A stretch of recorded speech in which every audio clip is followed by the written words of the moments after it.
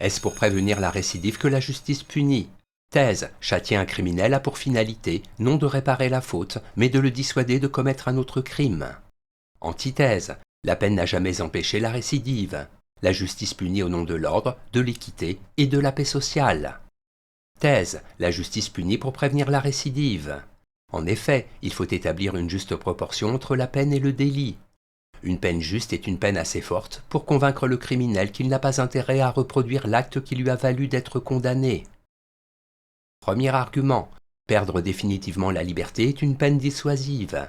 Il n'est personne, pense Beccaria, qui puisse choisir la perte totale et définitive de sa liberté, si avantageux que puisse être le crime.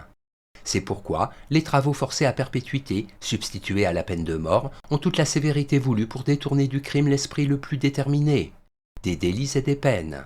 Deuxième argument: la peine a une valeur exemplaire.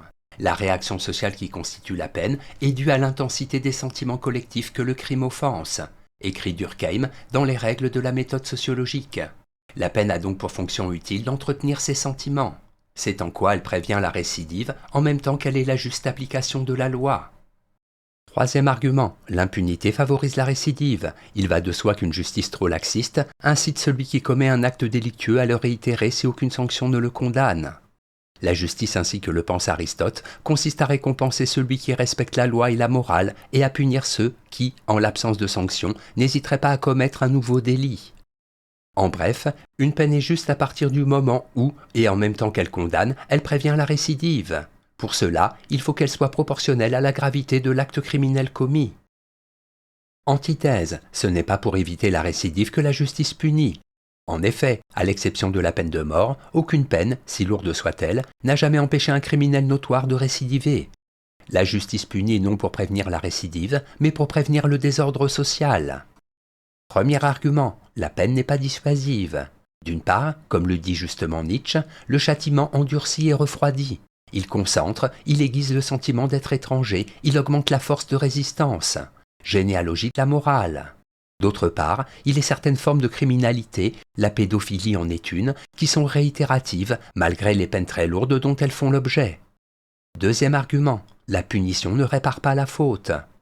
Que l'on punisse ou pas un meurtrier, l'homicide qu'il a commis est de toute façon irréparable. Même après 30 ans de prison, s'il doit à nouveau tuer, il le fera. La justice punit, non pour empêcher le crime et sa réitération, mais pour rappeler à l'ensemble des membres de la société que nul n'est au-dessus de la loi.